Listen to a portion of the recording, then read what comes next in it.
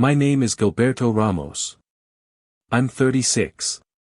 For 8 years, I poured my life into a mid-sized commercial real estate firm called Maywell Dynamics, based out of Tucson, Arizona.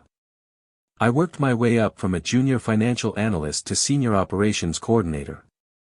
I gave them everything: late nights, skipped birthdays, missed anniversaries. But I kept my eyes on the prize, the operations manager role that had been promised to me. Repeatedly. 3 months ago, my boss, Raymond Shaw, looked me straight in the eye, shook my hand, and told me the promotion was mine. After the quarterly audit, "It's yours," he said. "You've earned it." My wife Camila and I had already started browsing listings in Sedona, talking about finally upgrading from our cramped 2-bedroom to something with a yard and maybe a view. We'd been dreaming about Colorado too. A real vacation. Something we hadn't had in almost a decade. So when Raymond called me into his office one Tuesday morning, I assumed it was finally happening. It wasn't. He wouldn't even meet my eyes. "We're facing unexpected budgetary constraints," he said, flipping through folders like I wasn't even sitting there. "Difficult decisions had to be made. Your position has been eliminated." Eliminated. I sat there stunned. Wait, what? The audit went perfectly. We cut inefficiencies by 18%. The new systems I put in place, Raymond, I don't understand.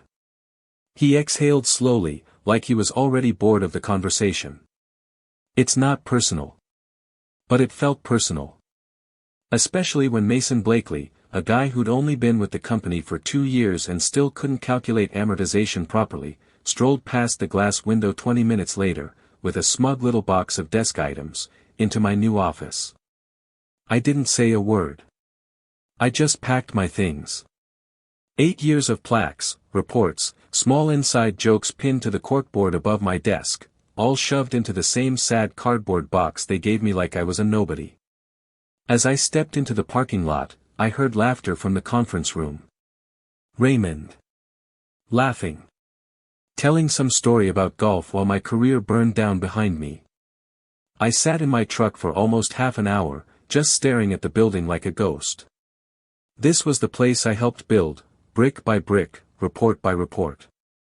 Where I trained 3 different teams, saved them from 2 audits, and handled nearly every project with integrity. I went home. Camila was chopping garlic for dinner.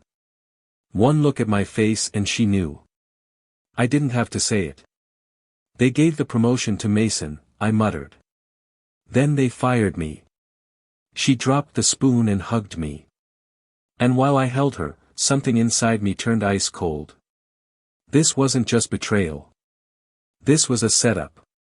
And the more I thought about it, the more something didn't add up. Last week, I'd seen a report open on Raymond's desk, numbers that didn't match the ones I'd been managing. Revenue that was overstated. Purchase orders for equipment that had supposedly been delivered, but never actually arrived. I remembered because I'd flagged one of them for our internal inventory team, and they swore it never showed up. At the time, I brushed it off. Maybe it was a processing delay. But now, it was starting to make sense. Raymond didn't fire me because of budget cuts.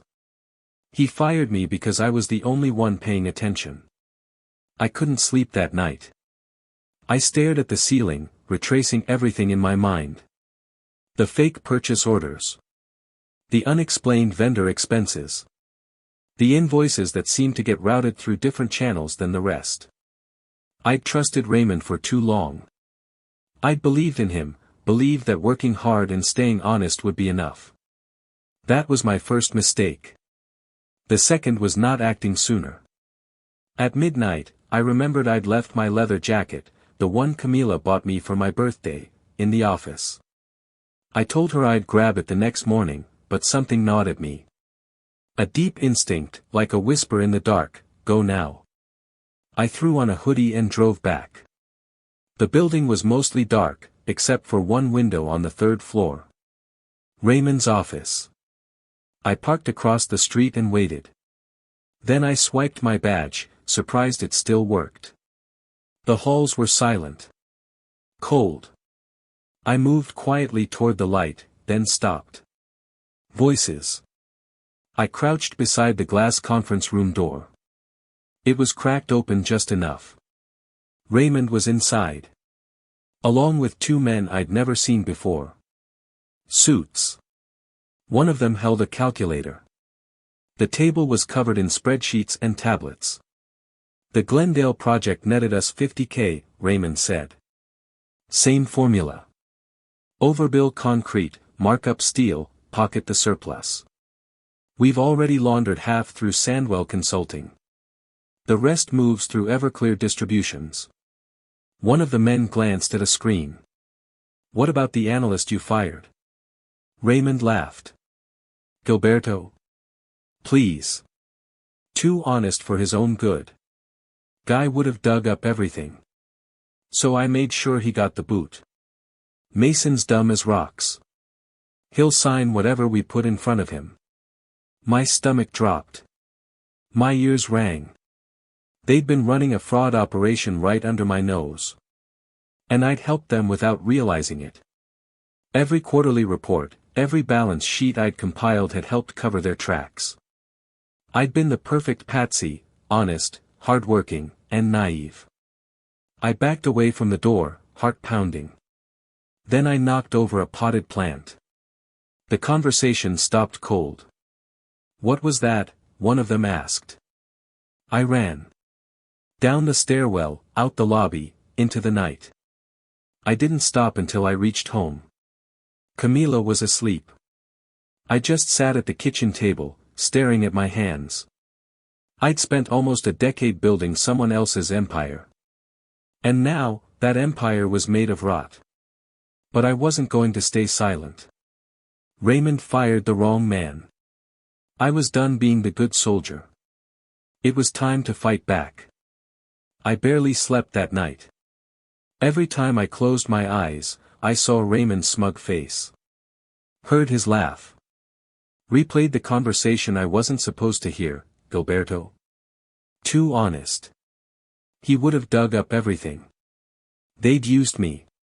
All those years of loyalty, of burning out to meet deadlines, of covering for other people's mistakes, I wasn't just discarded. I was eliminated because I had integrity. And worse? I had no proof. I couldn't tell Camila. Not yet. She was already worried, already trying to stay strong for me. I couldn't burden her with this. Not until I had something concrete. But inside, I was unraveling. The next morning, I drove aimlessly. Past the old office. Past the gas station I used to stop at every Friday morning for coffee before client meetings. Everything looked the same, except me. I felt like a ghost now, stripped of my identity, my purpose. I checked my phone. A message from my dad. Any update on the promotion? Your uncle wants to celebrate with us next weekend. I couldn't answer. I couldn't face the shame in my family's eyes when they found out I'd not only lost the promotion, but the job too. How do you tell people you weren't good enough, when the truth is you were too good? Raymond fired me to protect his scam. And I walked away empty-handed. That thought was the hardest. I wanted to believe in fairness. In merit. That the good guy gets rewarded in the end. But now, I was broke. Unemployed. Betrayed. And every road forward seemed blocked. Later that afternoon, I sat on the porch, staring at the neighbor's kids playing tag, and I realized, I'd hit the wall. It wasn't just losing the job. It was everything I'd buried for years. All the times Raymond took credit for my ideas. All the, maybe next quarters, when I asked about raises. All the skipped family holidays because I was stuck redoing budgets for projects that were secretly laundering money. I was never meant to win. I was only ever meant to be useful. Until I wasn't. I stared down at my phone. There was one option left. The IRS whistleblower hotline. I'd seen the number years ago during training and never thought I'd need it. I dialed. 20 minutes on hold. Then. Fraud Reporting Division. This is Agent Teresa Graham. My voice trembled, but I forced myself to speak. I need to report corporate tax fraud. She didn't flinch. She asked for my name, details of the company, time frames, dollar amounts. I told her everything I remembered: ghost invoices, duplicate vendor payments, Raymond's conversation. She listened carefully. When I finished, she said, "Mr. Ramos, thank you. This sounds serious. But I need to be clear with you, without documentation, we can't open a full investigation. Do you have anything tangible?" "No. I don't have access to the system anymore. They fired me." "Understood," she said. "Can you retrieve anything? Even partial records?" I thought about it. All my spreadsheets, emails, notes, gone. Wiped when I was let go. Then I remembered something. I used to save some reports locally on my personal USB for working from home. If I still had it. I tore through drawers, folders, junk boxes in the hallway closet, until finally I found it. An old blue USB drive. I plugged it in and started scrolling through its contents. Budgets. Delivery confirmations. Change logs. And there, 2 project files that didn't match the official reports. My pulse raced. I emailed everything to Agent Graham. She replied within an hour. "This is a start. Meet me tomorrow, 10 a.m. at the regional office downtown. Quietly. Bring everything you can." That night, I sat down with Camila. And I told her everything. She didn't interrupt. Just held my hand as I talked. When I finished, her eyes were glassy. "You're doing the right thing," she whispered. "Even if it's hard." I wanted to believe that. I did. But part of me was terrified. Terrified that I was risking our safety, our peace, for what? Revenge? No. Not revenge. Justice. And for that, I'd need more than memory and a USB stick. I'd need a miracle. The IRS building downtown didn't look like much. Just beige walls, steel security doors, and tired office furniture. But when I stepped inside that morning, USB in hand, I felt the full weight of what I was about to do. Agent Teresa Graham was waiting for me in a private meeting room. Mid-50s, sharp suit, sharper eyes. "You must be Gilberto." I nodded. We sat, and I handed her the USB. "This drive contains 2 conflicting project files," I said. "One was submitted officially. The other was saved to my personal records when I was reconciling budget discrepancies. The numbers don't match." She plugged it in, opened the files, and immediately zeroed in. "See here," I said, pointing. "The original purchase order for the Santa Cruz project shows $140,000 in materials. But the actual delivery records, ones I noted and matched to vendor logs, show only $82,000. "And the rest?" she asked. "Phantom charges. I confronted Raymond once last year, he called it early payment padding. I didn't think much of it at the time. I trusted him." She looked up. "You were the perfect cover. Smart, meticulous, honest. You made it all look real." I felt that like a punch to the chest. Then she added, "This is solid. But we'll need more, preferably documents that show intent. Communications. Emails. Something directly tying him to the scam." I hesitated. There might be one person who can help, but it's risky. "Who?" "Mason Blakely. The guy who took my position." Agent Graham narrowed her eyes. "Would he cooperate?" "I doubt it. He's too green. But maybe someone else would." That's when I remembered someone Raymond had burned not long ago, Carlos Jimenez, our old site contractor. He'd worked with Maywell for years until he was suddenly dropped mid-project. Raymond claimed it was because of substandard work, but I'd seen the final inspection reports. Everything Carlos built had passed. Something else had happened. I found Carlos's number in my old email archive and texted. "Hey. It's Gilberto from Maywell. Can we talk? It's important." He replied a few minutes later. "Meet me at El Faro Café. 1 hour." I drove across town, my heart pounding. Carlos sat in a booth, weathered face under a worn cap. He looked like he hadn't slept in days. "Figured it was a matter of time before someone came asking," he said. "Raymond fired you for more than bad work, didn't he?" Carlos chuckled bitterly. "You could say that. He said I overbilled him. But the invoices were exact. What he didn't like was that I kept copies." My breath caught. "Copies?" "Yeah." I started noticing something wasn't right. Materials I never delivered being charged to my account. Invoices duplicated and corrected, without my signature. I started printing everything, just in case.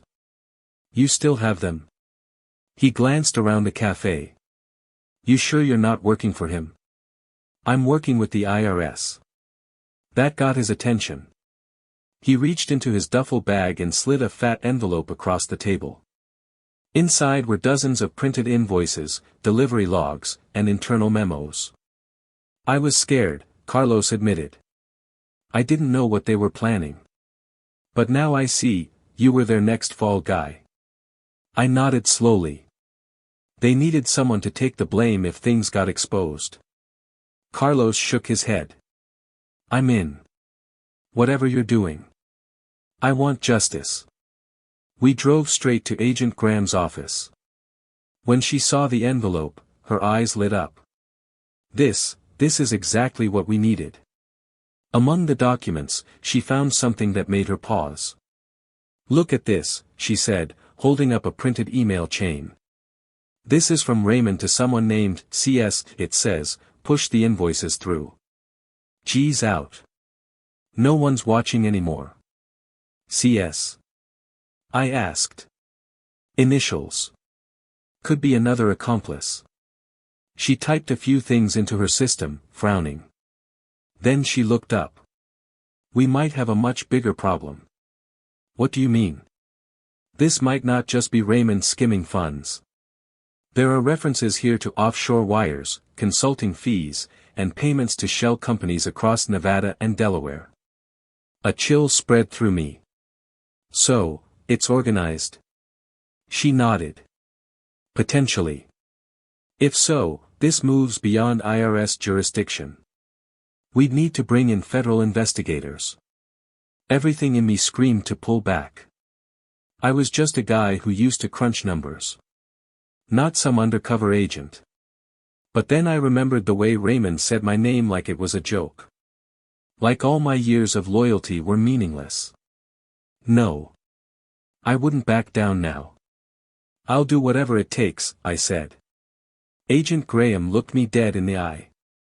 "Then buckle up, Mr. Ramos. This just became a federal case." I left the IRS building that day feeling like I had just volunteered for war. Raymond wasn't just a lying executive skimming off the top, he was part of something bigger. And I'd unknowingly helped him for years. The rage inside me wasn't just about losing the job anymore. It was about how deep this betrayal went. I spent the next 3 days in a kind of controlled fury. I didn't tell Camila the full extent. I didn't want to scare her. But I was collecting. Everything I remembered. Every folder I could recover. I went through old emails, old contracts, old shared drives. My brain became an archive. Agent Graham gave me a direct line to reach her. "FBI's Financial Crimes Task Force is interested," she said on a secure call. "They're coordinating now. Your evidence fast-tracked it. You're not just a witness anymore, Mr. Ramos. You're the tip of the spear." I hung up and stared at the wall. Me. Gilberto Ramos. Just a quiet, overworked operations guy. Now the reason the federal government was about to kick in someone's office door. Still, evidence alone wouldn't be enough. I needed someone on the inside, someone still close to Raymond. That's when I remembered Mason. Clueless, obedient Mason. He didn't know it, but he was now Raymond's next fall guy. I felt a strange duty to protect him, even if I wanted to punch his smug face a few weeks ago. I called him. Gilberto. Wow, hey. I've been meaning to reach out, man. I didn't know they were letting you go. Total shock. Don't sweat it, I lied. Actually, I was wondering if you've seen any weird emails from Raymond lately. Budget stuff. He always sent me these weird, for your eyes only, memos about vendor payments. He hesitated. Actually, yeah. I've been getting a bunch of those. One just last night. Told me to pre-sign purchase orders for a materials drop in Tempe. But the numbers seemed off. Tempe. That was one of the sites in the forged invoice trail. Don't sign anything else, I said, my voice low. And Mason, don't forward those emails, don't print them. Screenshot. Quietly. If you're asked to delete something, you call me immediately. He sounded unsure. Wait, what's going on? I can't explain everything yet. But you're in the middle of something big. And if you make one wrong move, you'll be left holding the bag. Just like I almost was. Silence. Then, okay. Okay. I'll do what you say. I sent him an encrypted messaging app. Told him to use it only if he had something sensitive to report. And he did. The next day, Mason messaged. Raymond just asked me to sign a transfer authorization for $92,000 to a consulting firm I've never heard of. Also, he told me to delete the audit log after. That was it. That was the smoking gun. I relayed the message to Agent Graham, who passed it to the FBI liaison. From there, things moved fast. Federal subpoenas were drafted. A sealed warrant was prepared for Maywell Dynamics server farm. The FBI would execute it quietly, then return for the big raid once they had everything. In the meantime, I was briefed by the FBI on what to expect. Mr. Ramos, said Special Agent McCree, if what you've described holds up, and with Carlos Jimenez's documents, it's not just tax fraud. It's racketeering. Multiple shell companies. Interstate wire fraud. Possibly money laundering. He leaned forward. That puts Raymond and anyone knowingly involved in a 10 to 20-year sentence window. I exhaled, long and slow. Will I have to testify? Eventually. Likely in both the criminal and civil trials. But we'll protect your identity until charges are formally filed. That night, I sat at the kitchen table staring at Camila. I need to tell you everything now, I said. And I did. About the conspiracy. About the federal charges. About how I'd become the accidental whistleblower in a multimillion-dollar fraud case. She stared at me.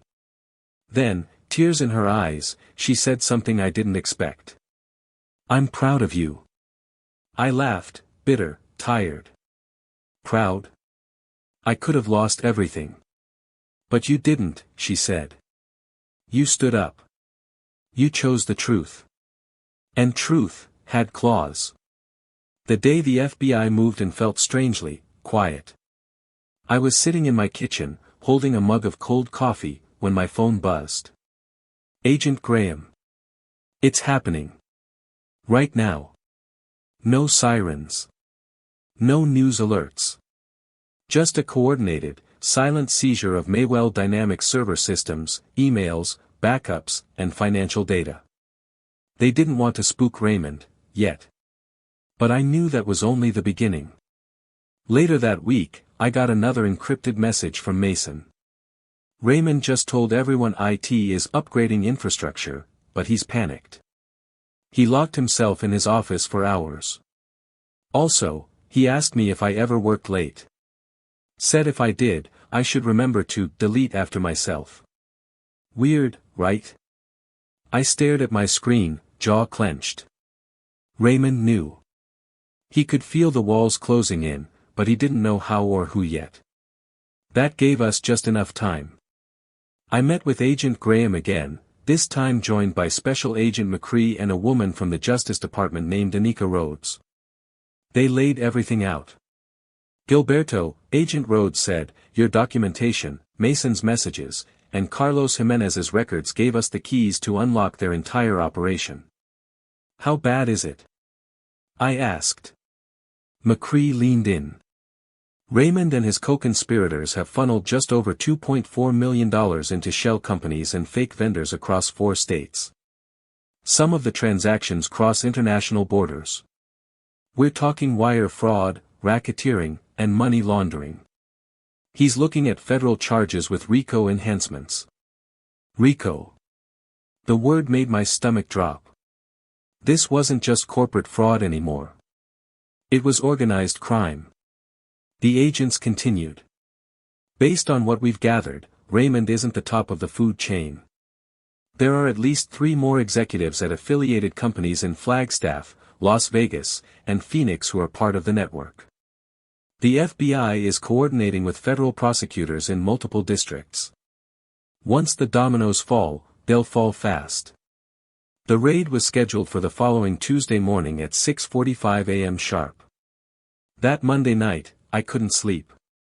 I kept imagining Raymond waking up the next morning thinking it was just another day of stealing and lying, unaware the feds were already on his doorstep. I thought about all the people he stepped on. About how I gave him everything. And how he threw me away like I was a piece of garbage. Not anymore. At 6:42 a.m., I sat in my car outside the Maywell Dynamics building. I was parked across the street, wearing sunglasses, hoodie up. I didn't want anyone to recognize me, not yet. At 6:46, they arrived. 3 black SUVs, 2 unmarked sedans, and 1 Tucson PD cruiser. Federal agents in dark windbreakers swarmed the building like a tactical ballet. 2 went for the back entrance. 1 stayed at the security desk. Others moved straight to the executive offices. I didn't see Raymond at first. But then, there he was. Dragged out in handcuffs. Still in his white shirt, now wrinkled and untucked. Tie askew. Hair messed up. His face was twisted with confusion, panic, and disbelief. That look, that exact moment, it was everything. He looked like a man who just learned that the walls weren't imaginary. They were real.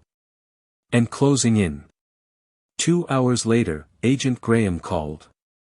We've seized hard drives, internal communications, bank transfers, all of it.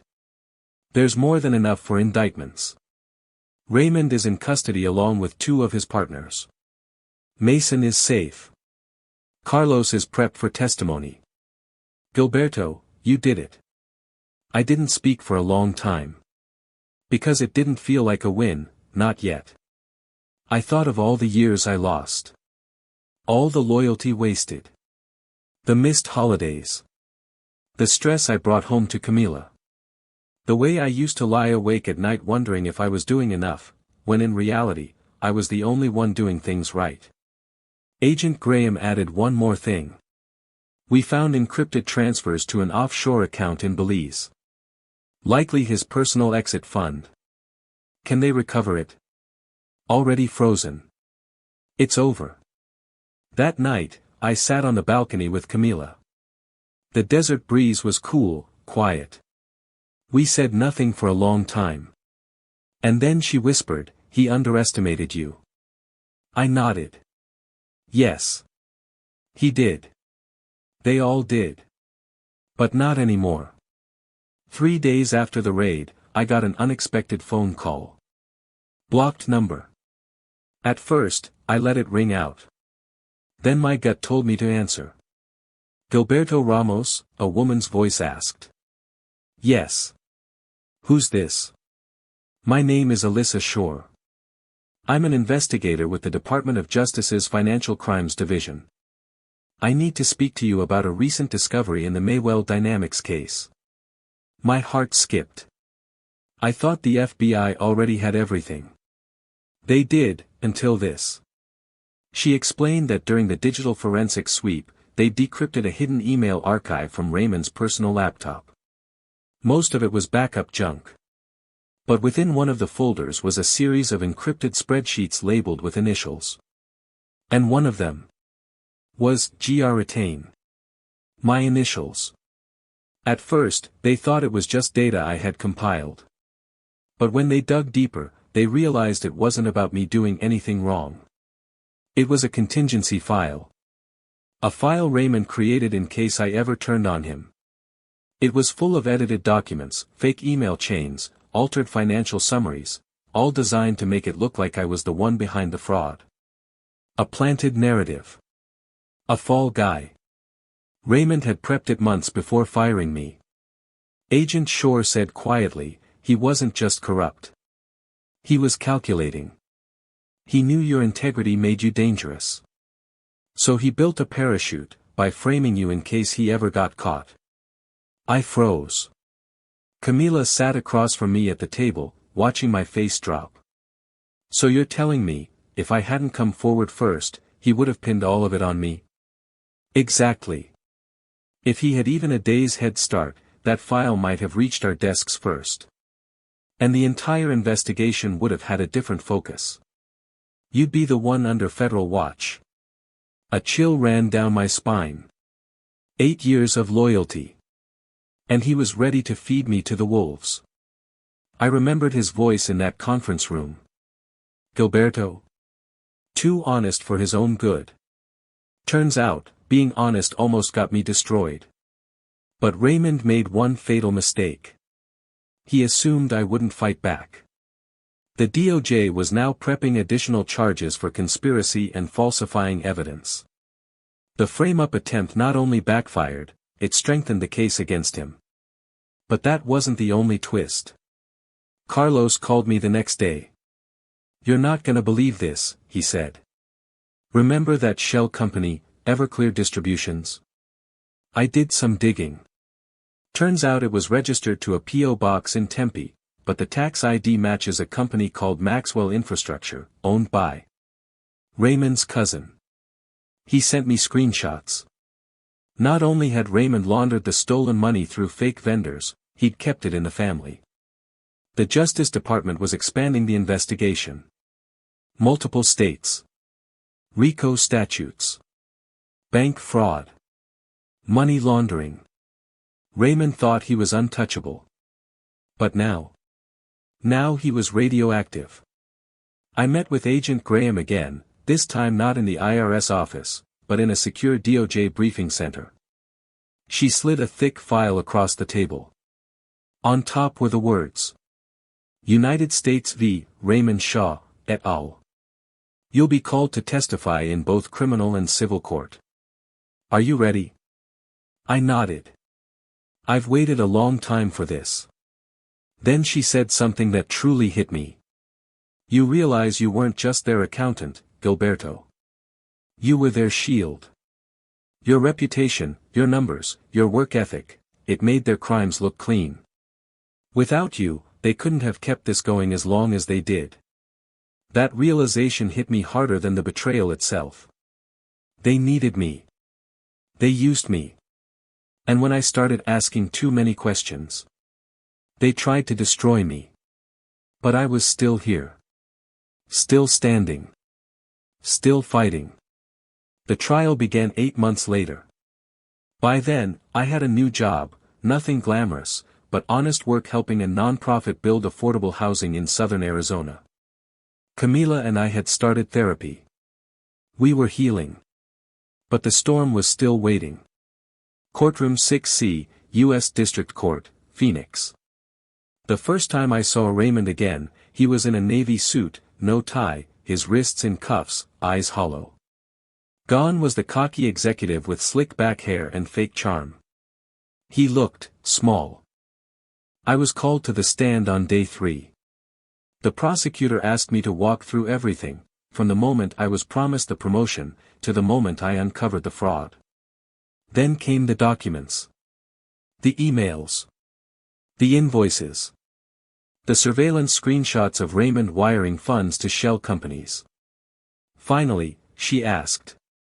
"Mr. Ramos, why did you come forward?" My voice cracked. Because I believed in what we were building. I believed loyalty mattered. And I was wrong. But I couldn't stay quiet. I had to stop it.